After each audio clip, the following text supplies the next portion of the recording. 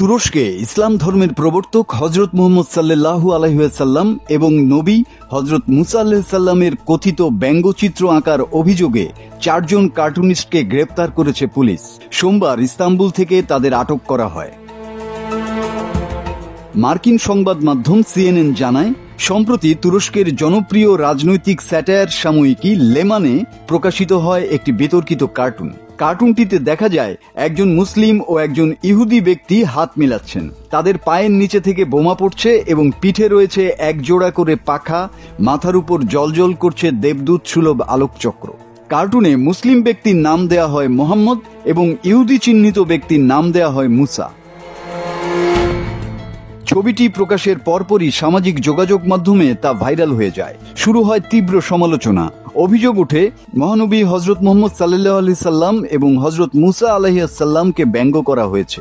তবে লেমান কর্তৃপক্ষ এ অভিযোগ অস্বীকার করেছে। ঘটনার প্রতিবাদে সোমবার ইস্তাম্বুলের প্রধান পর্যটন সড়কে শত শত মানুষ বিক্ষোভ করেন। তারা আল্লাহ মহান স্লোগান দিয়ে ইসলামী শরিয়া আইন অনুসারে কার্টুনিস্টদের বিচারের দাবি জানান। তুরস্কের স্বরাষ্ট্রমন্ত্রী আলী ইয়েরলিকায়া জানান, এই কার্টুনটি বাকস্বাধীনতার নামে সীমা লঙ্ঘন করেছে।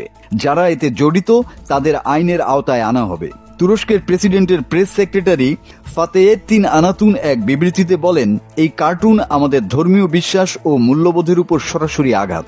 ইতোমধ্যে দেশটির বিচার মন্ত্রণালয় পুরো বিষয়টি তদন্তে নিয়েছে।